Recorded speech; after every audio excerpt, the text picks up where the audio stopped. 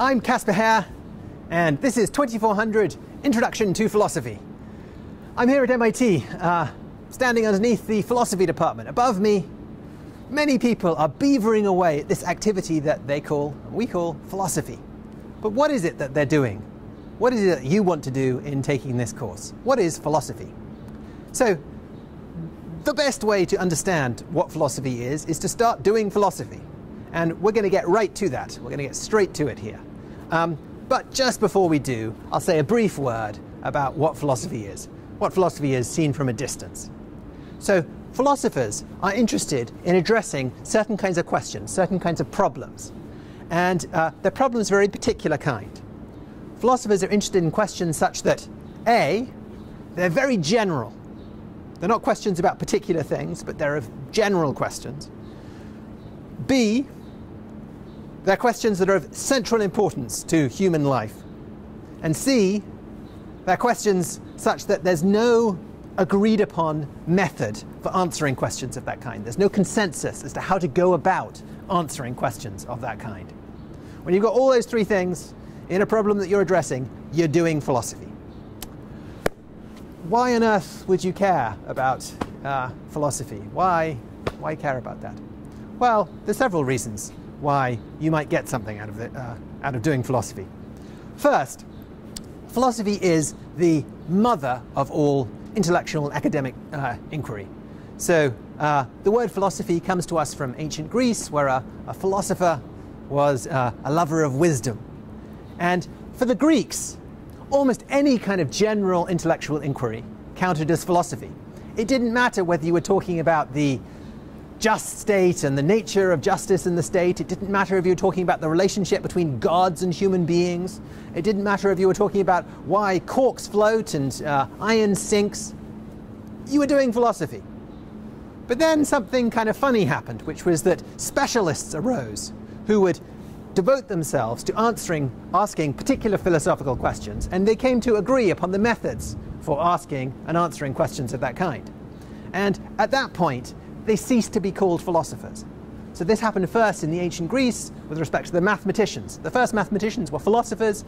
Then we started calling them, hey, mathematicians. We have a special word for it. And it happened many, many, many times again over the course of human history. So 1700 years later, natural scientists emerged from philosophers. And we started calling them natural scientists, chemists, physicists, and the like. Then we got to economists, and later still psychologists, and later still logicians, and linguists. We're now in the 20th century. All of these emerged from philosophy. And the process is going to continue, doubtless. The academic disciplines that emerge in the 22nd, 23rd, 24th century, many of them are going to come from philosophy.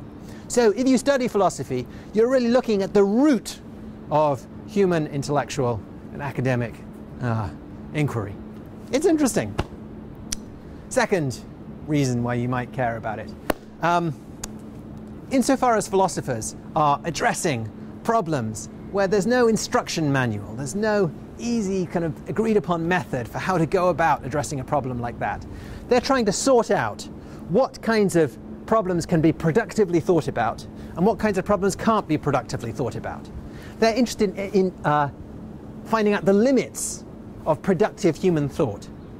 And that's just interesting, because we're interested in trying to find out what your brain can productively do. You have one, you have a brain. You do philosophy, you're interested in finding out what it can do and what it can't do, what the limitations of the very thinking that you're engaged in are. And that's something that should matter to you. Third, rather more prosaic reason to be interested in philosophy is that philosophy will give you skills that you will find useful in your everyday life. Most of the problems that we face in life are a little bit like philosophical problems in the following sense. There's no instruction manual for how to go about addressing problems of that kind. There's no step-by-step series of instructions such that you can say, oh yes, to address this problem I just need to do this and this and this and this and this. You have to make up the instruction manual. And philosophy will help you do this. Philosophers are interested in bringing rigor and discipline to, and bringing that to bear upon subject matter that is intrinsically a little bit murky, a little bit messy, a little bit rough. And insofar as you do that, you will get skills that will help you address the rough problems, which is most of the problems that you face in everyday life. So we're going to do a lot of philosophy here. First, as I said, we're going to talk about God.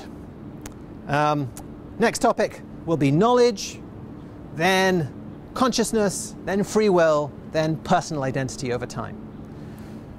These topics will be distributed across 18 lectures. Think of each lecture as demanding maybe 1 hour of your time. Some of the hour will be spent looking at videos. Some of it will be spent answering questions. If something doesn't make sense to you, look at it again. But anyway, think of each lecture as 1 hour of sitting time. Prior to the lecture, where there's an assigned reading, please do the reading, because it will help you frame and understand the lecture much better than if you just approach the lecture unprepared. And in addition to that, there'll be forums, which you're very strongly encouraged to participate in, where you get to discuss what you've been reading about, looking at, answering questions about in lecture. Philosophy is much better done when it's done in an active way than when it's done in a passive way. So the forums are your opportunity to engage with other people, to do philosophy actively, and you'll have some opportunity to do further exercises on top of that. So that's it. Let's get to it.